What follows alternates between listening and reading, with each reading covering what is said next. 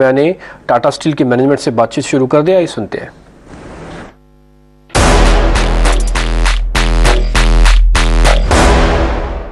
हमारे साथ टाटा स्टील के सीईओ और managing director mister TV Narendra अब जुड़ रहे हैं। नरेंद्र जी, हमारे साथ डीटी न्यूज़ स्वदेश पे बातचीत करने के लिए बहुत बहुत शुक्रिया। सबसे पहले बात करते हैं जो क्वार्टर गया था, तिमाही नतीजों की।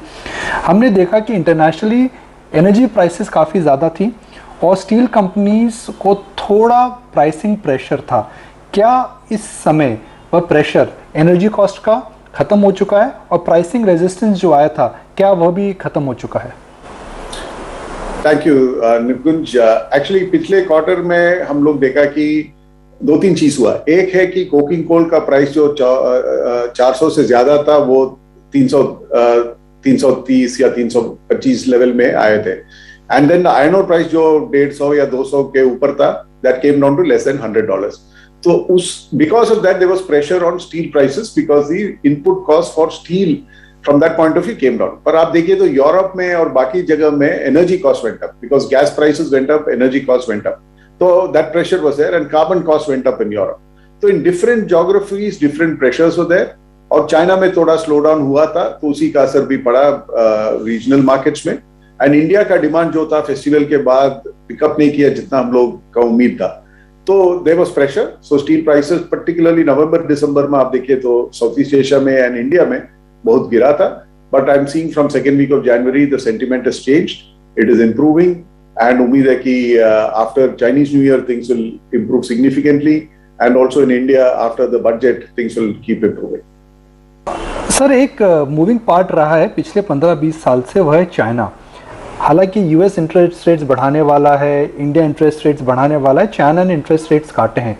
क्या चाइनीज डिमांड इस साल के लिए स्विंग फैक्टर हो सकते हैं? तो आप देखिए तो चाइना में जो वो लोग कर रहे हैं लोकल इकोनॉमी को मैनेज करने लिए, वो एक बात है। एंड उसी का असर पिछले 2 साल से हम लोग देखा है, क्योंकि बीच में इंडिया से भी हम लोग चाइना स्टील एक्सपोर्ट करते थे।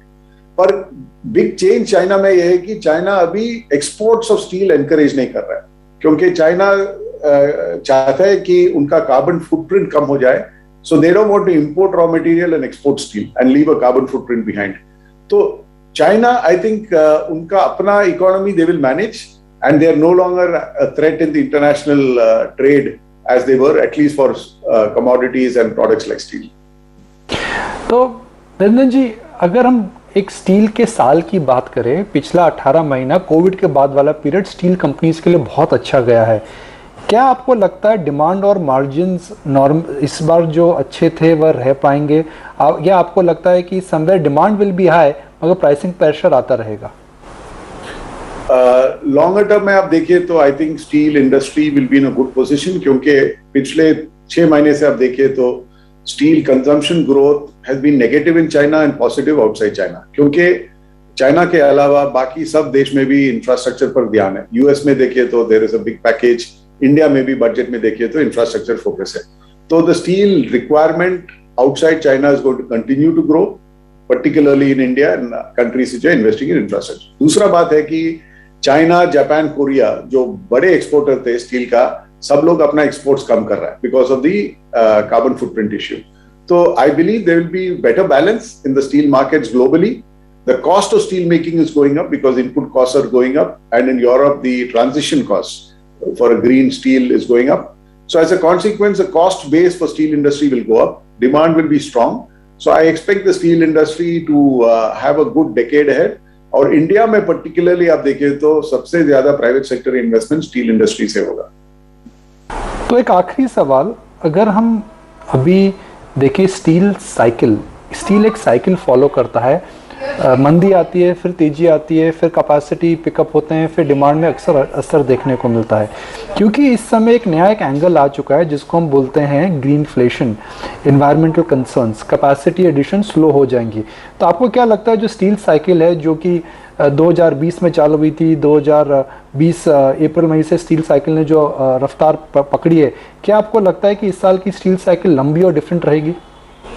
जरूर डिफरेंट रहेगी। आप देखिए तो 2000 और 2010 के बीच में जब स्टील का डिमांड बढ़ रहा था बिकॉज ऑफ चाइना, और उस समय China was adding 40 to 50 million ton of steel production every year.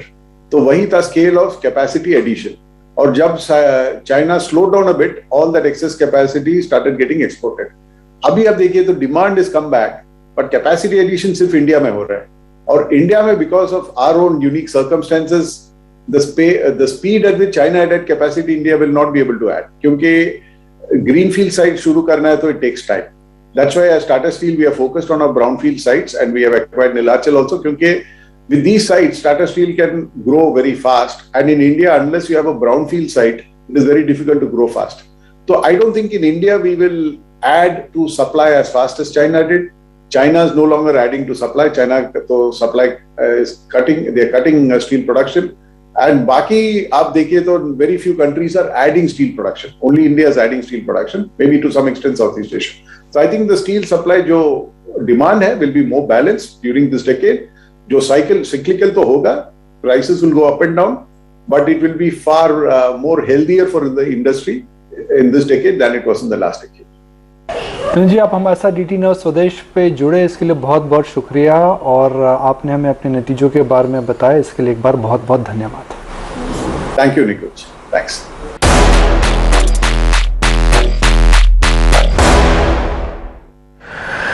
तो इतना स्वदेश पर एक्सक्लूसिव बातचीत होते हुए टाटा स्टील की मैनेजमेंट पे वो यह कह भी रहे थे कि आगे चल के स्टील के अंदर जो इनपुट्स हैं, यानी कि जो इंस्टीट्यूशनल फंडिंग है या पैसा जो आ रहा है वो काफ़ी स्ट्रॉन्ग है, और आगे चल के उनको स्टील का आउटलुक जो है वो भी काफ़ी बेहतर दिखता है।